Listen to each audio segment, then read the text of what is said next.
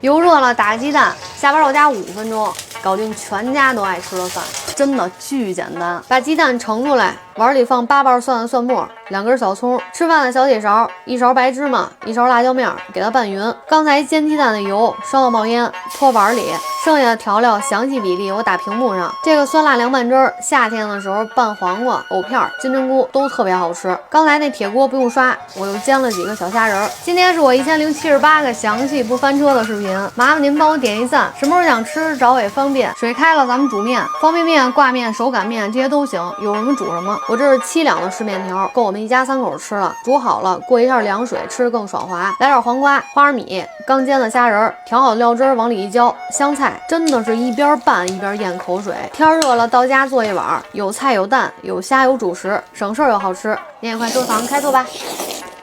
好吃。